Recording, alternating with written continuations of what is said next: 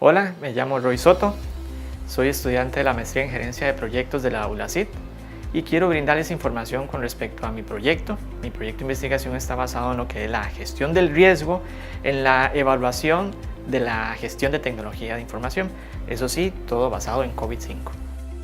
Como parte introductoria, quisiera colocar un poco en contexto de la situación que se me presentó.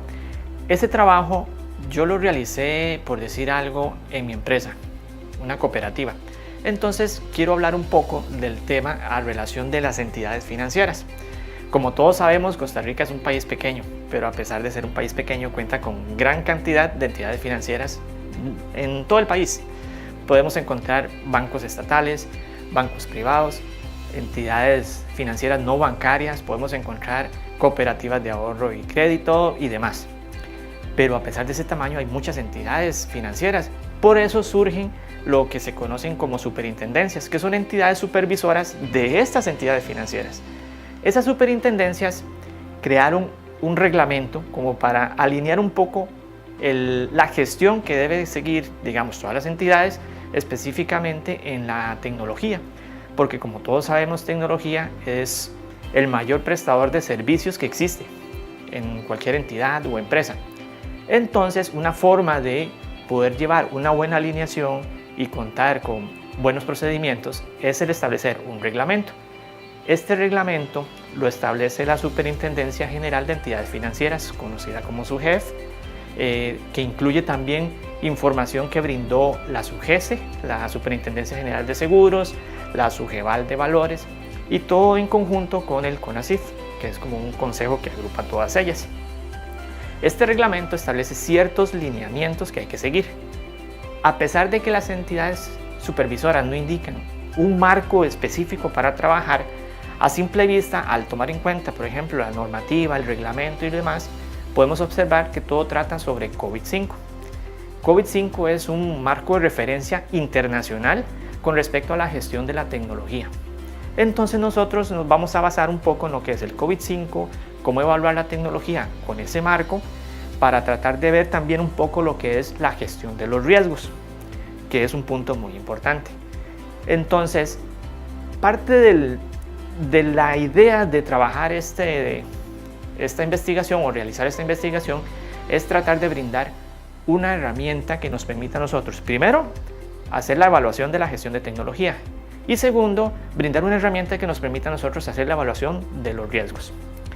La superintendencia, al brindar este reglamento, ellos dicen o establecen que hay que seguir ciertos parámetros para indicar que estamos bien en cuanto a la gestión. Pero en ningún momento dicen que el marco como tal, como indiqué anteriormente.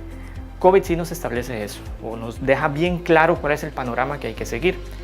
Con COVID, por ejemplo, él establece ciertos dominios o procesos que hay que tomar en cuenta, abarcando la empresa de extremo a extremo, porque en realidad así es como hay que evaluarla. Hace una separación de lo que es el gobierno y lo que es la gestión como tal.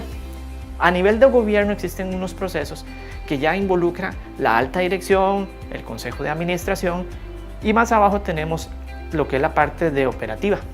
Ahí podemos encontrar un proceso, por ejemplo, la gestión del riesgo, que no precisamente tiene que ser de tecnología. Tenemos, por ejemplo, la gestión de la capacidad y la disponibilidad, que ya tiene que ver más con lo que es tecnología como tal. Toma en cuenta también la gestión de cambios, proveeduría, no precisamente es algo de tecnología. Muchas personas pueden decir, COVID es de tecnología y no es así. Establece lineamientos donde involucra a áreas externas a tecnología que en conjunto permiten llevar una gestión como corresponde. En este trabajo podemos contar nosotros con unos objetivos donde el objetivo principal ha sido el diseñar herramientas que permita ejecutar la evaluación de la gestión de tecnología de información de una manera sana y en corto tiempo, así como la evaluación de los riesgos relacionados a los procesos considerados por la superintendencia. Además, como objetivos específicos, nosotros tenemos el establecer la base de una matriz de evaluación de cada una de las actividades propias de los diferentes procesos de COVID-5, con el fin de buscar una alineación con el acuerdo de la superintendencia, que es el acuerdo SUGEF 1417. Como segundo objetivo específico tenemos el establecer la matriz o una base de matriz que sirva para la evaluación de riesgos de los diferentes procesos a evaluar, siempre basados en COVID-5. Como parte de la metodología utilizada, quiero indicar o aclarar que se utilizó una metodología cualitativa. ¿Por qué esto así? Porque al menos el reglamento de la superintendencia no establece realizar una evaluación donde haya una nota, una calificación. Actualmente esa evaluación se hace de forma cualitativa. En evaluaciones previas sí existía una matriz de revisión, existían valores para cada pregunta, etc. Actualmente no. Actualmente es un marco donde se establece, por ejemplo, cuáles son las fortalezas identificadas en la evaluación, las debilidades, cuáles son los riesgos y demás, y establecer un criterio de evaluación que puede ir como débil, fuerte, moderado o aceptable. Son cualidades. Entonces, en este momento la evaluación se realizó sobre la metodología cualitativa. Como instrumento se utilizó un cuestionario. Este cuestionario se hizo utilizando herramientas web y de hecho se envió el cuestionario por vía web a una serie de personas. La muestra es general, no existe como un establecimiento o un rango de personas específicas para la evaluación. Se envió a personas de todo tipo de creencia, de estudio, de trabajo, de edad, de lo que sea. Dentro de las preguntas que se consideraron, por ejemplo, estaba si utilizaba algún tipo de servicio financiero. Otra era, por ejemplo, la cantidad de años que tiene de utilizar ese servicio, si tiene conocimiento de que existe una entidad que supervisa las entidades financieras a las que ellos asisten para recibir ese servicio, y se les consultó también de que qué tan importante consideraban de que existieran esas entidades y de que las entidades financieras fueran evaluadas. Y por decir algo, se les solicitó un poco de información adicional, pero no viene mucho al caso en el estudio porque dentro de las preguntas que mencioné anteriormente está el grueso de la información para poder determinar o establecer la herramienta a otorgar, ya que el objetivo de este trabajo es brindar una herramienta para la evaluación de tecnología y una herramienta para la evaluación de los riesgos. Como parte de los resultados obtenidos, podemos hacer mención de que del total de las personas entrevistadas o encuestadas indican que tienen más de 9 años de utilizar un servicio financiero. De ese total de personas que tienen más de 9 años de utilizar un servicio financiero, la mayoría de ellas conocen la existencia de estas entidades supervisoras y tienen un porcentaje muy alto de satisfacción con la seguridad que le brindan las entidades financieras. Un dato importante que cabe mencionar es que un 98% prácticamente del total de los encuestados indican que consideran muy importante o extremadamente importante que las entidades financieras sean supervisadas y evaluadas. Tomando en cuenta los datos obtenidos en la recopilación de los cuestionarios y considerando, por decir algo, el gran porcentaje de personas que indican que es extremadamente importante evaluar y supervisar las entidades financieras, como parte de conclusión, ¿verdad?, se toma en cuenta esta información para poder elaborar entonces la propuesta de matrices que nos va a permitir a nosotros evaluar dentro de tecnología, la gestión de la tecnología como tal y la parte de lo que son los riesgos. Entonces, por ello se brinda como recomendación la elaboración de una pequeña matriz que nos permita a nosotros evaluar la gestión de tecnología como tal. Pero para ello podemos basarnos en la documentación que ya el mismo COVID-5 establece.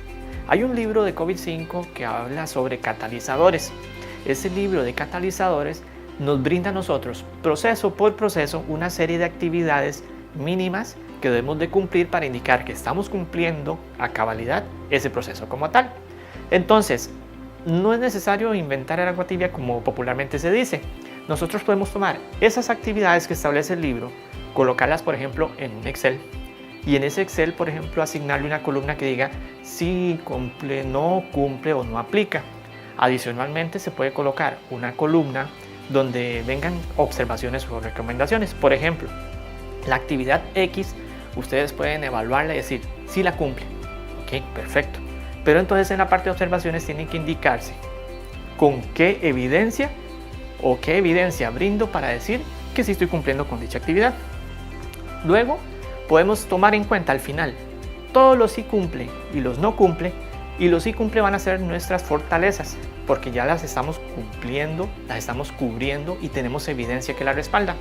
Y todos los que aparecen en la columna de no pueden ser nuestras debilidades. Ya estamos identificando la brecha en la que tenemos que trabajar para poder mejorar. Por otro lado, podemos establecer una matriz para evaluación de riesgos. Siempre he querido o es necesario establecer una evaluación de riesgos de todos los procesos. Por ejemplo, en tecnología es muy importante que con cada proyecto que se trabaje se realice una evaluación de riesgo. Nosotros podemos establecer una matriz relativamente sencilla donde venga, por ejemplo, la posible causa del riesgo, la consecuencia, cuál es el impacto, la probabilidad. Ese impacto o probabilidad nos generaría a nosotros lo que es el riesgo inherente. Hay que tener presente algo: cuando evaluemos el impacto y probabilidad, nunca, pero nunca hay que pensar de que ya tenemos un tipo de control, porque la idea es establecer un riesgo inherente real, que sea el peor escenario existente. Entonces, una vez que tengamos la columna de probabilidad de impacto establecidas, podemos obtener el riesgo inherente y luego ya ahora sí podemos establecer dentro de la misma matriz una columna donde venga, por ejemplo, cuáles son los controles que tenemos para ese posible evento de riesgo, y podemos también hacerle una evaluación. Esa evaluación de ese control nos va a permitir a nosotros obtener el riesgo residual, que es con el que tendríamos que trabajar al final. Un riesgo residual bajo no requiere establecer un plan de acción, pero un riesgo residual medio o alto sí requiere un plan de acción para poderlo mitigar, disminuir. Por ejemplo, lo más recomendable es que cada persona en su entidad o empresa donde labora tome en cuenta la metodología de riesgo institucional, si es que la tienen. Si no, es sencillo, simplemente podemos tomar que para impacto y probabilidad se multiplique y obtenemos el riesgo inherente. Y los controles, podemos establecer una serie de controles donde podemos decir que va del 1 al 5, donde el 5 es el control más óptimo. De hecho, normalmente en las tablas de metodología el valor quinto o el número 5 es el optimizado, que es, por ejemplo, de que existe documentación oficial que está publicada, que se revisa periódicamente y que todo el mundo lo conoce. Ese es el valor mayor. Y de ahí podemos establecer nosotros una serie de valores o rangos para poder hacer la evaluación de cada una de las actividades o eventos de riesgo o posibles riesgos que puedan existir, y ahí podemos obtener entonces las brechas, identificarlas, claro, y después trabajar sobre ellas.